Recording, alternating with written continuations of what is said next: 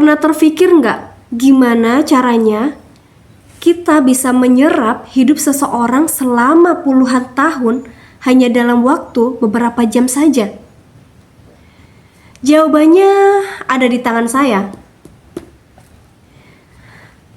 Banyak orang yang sibuk investasi harta, tapi lupa investasi yang paling murah, namun paling mewah, yaitu membaca.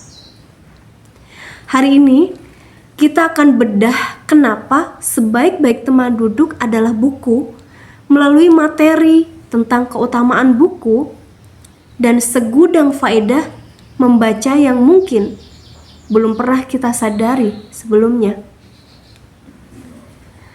So, welcome back to my YouTube channel. Assalamualaikum warahmatullahi wabarakatuh. Gimana kabarnya sobat literasi semuanya? Semoga dalam keadaan sehat walafiat, bahagia terus, dan juga bermanfaat untuk sesama.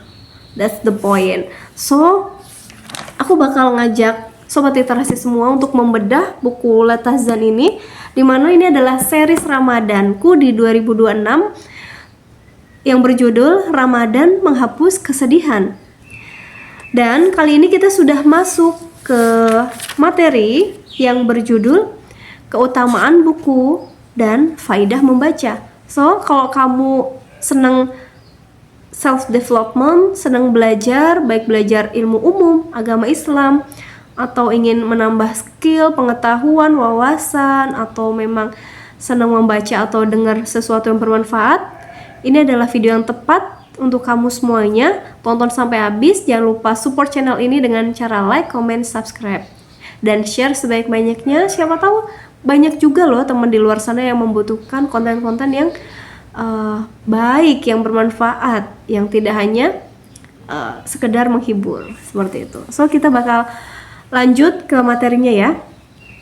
Abu Ubaidah mengatakan bahwa Al-Muhallab pernah berkata pada anak-anaknya dalam wasiatnya, "Wahai anak-anakku, janganlah kalian tinggal di pasar, kecuali dekat dengan pembuat baju besi dan pembuat kertas." Salah seorang sahabat pernah berkata kepadaku, "Saya membaca sebuah buku salah seorang syekh yang berasal dari Syam, yang di dalamnya berisi tentang catatan sejarah Ghatafaan. Katanya, semua kebajikan menjadi sirna kecuali di dalam buku-buku." Saya juga pernah mendengar Al-Hasan Al-Lu'lu'i berkata, "Saya melakukan perjalanan selama 40 tahun dan saya tidak pernah tidur siang. Tidak pula pada malam hari dan tidak pula bersandar kecuali buku yang selalu saya letakkan di dada." Masya Allah ya. Ibnu Al-Jahim berkata, "Jika kantuk datang menyerang sebelum waktunya tidur, maka saya akan mengambil salah satu buku dari buku-buku hikmah. Dengan buku itu saya merasakan adanya gelora untuk mendapatkan nilai-nilai dan adanya kecintaan terhadap perbuatan-perbuatan baik yang menyeruak ketika saya mendapatkan sesuatu yang menarik dan yang meliputi hati dengan kebahagiaan. Ketika perasaan hati dalam kondisi sangat senang, membaca dan belajar akan lebih punya kekuatan untuk membangunkan daripada suara keledai dan bunyi reruntuhan yang mengejutkan." Ibnu Al-Jahim berkata lagi, "Saya sangat senang dan cinta kepada buku. Dan bila saya berharap untuk mendapatkan manfaat darinya, maka akan melihat jam demi jam memeriksa beberapa halaman lagi yang tersisa, karena takutnya mendekati halaman terakhir. Dan bila buku itu berjilid-jilid dengan jumlah halaman yang banyak, maka sempurnalah hidup ini dan lengkaplah kegembiraan ini." Al-Arabi mengomentari sebuah buku yang ditulis oleh ulama-ulama terdahulu. "Seandainya bukan karena banyaknya jumlah halaman, pasti saya akan menyalinya." Ibnu Al-Jahim pun menimpali, tapi saya justru suka terhadap apa yang tidak Anda sukai. Saya tidak pernah membaca satupun buku besar, kecuali saya dapatkan manfaat di dalamnya. Dan tidak terhitung berapa banyak buku kecil yang saya baca, yang ketika selesai membacanya, saya tidak berbeda dengan ketika mulai membaca. Sedangkan kitab yang paling mulia dan paling tinggi, ini adalah sebuah kitab yang diturunkan kepadamu. Maka janganlah ada kesempitan di dalam dadamu karenanya, supaya kamu memberi peringatan dengan kitab itu kepada orang kafir dan menjadi pelajaran bagi orang-orang yang beriman. Quran surat Al-A'raf ayat 1. Di sini aku juga bakal membahas mengenai faedah membaca. Apa aja sih keutamaan atau faedah kenapa kita harus membaca? Selain dalam Islam juga ayat pertamanya memerintahkan kita untuk membaca, Iqra. Nah, di sini aku bakal bacain buat sobat literasi semuanya. Yang pertama adalah membaca dapat mengusir perasaan was-was, kecemasan, dan kesedihan. Ini relate banget ya sama series Ramadan aku, Ramadan menghapus kesedihan gitu. Salah satunya dengan apa? Dengan membaca buku yang bermanfaat. So, yang kedua adalah faedah membaca dapat menghindarkan seseorang agar tidak tenggelam dalam hal-hal yang batil. Faedah membaca yang ketiga adalah membaca dapat menjauhkan kemungkinan seseorang untuk berhubungan dengan orang-orang yang menganggur dan tidak memiliki aktivitas. Waktu yang Allah berikan itu sangat berharga. Dan bahayanya jika kita punya waktu kosong, punya waktu yang banyak, tapi kita tidak tahu apa yang akan kita lakukan. Sehingga bisa jadi kita menggunakan waktu yang kosong tersebut dengan hal-hal yang tidak dirodai oleh Allah Subhanahu wa taala, untuk hal-hal yang bermaksiat, untuk hal-hal yang merugikan diri sendiri ataupun orang lain, untuk hal-hal yang mungkin membicarakan keburukan orang lain atau hal-hal yang tidak bermanfaat lainnya.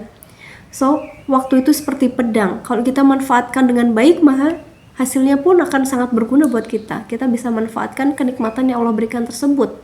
Tapi jika kita tidak bisa menggunakan waktu dengan baik, maka waktu yang akan membunuh kita secara perlahan, yang tanpa kita sadari.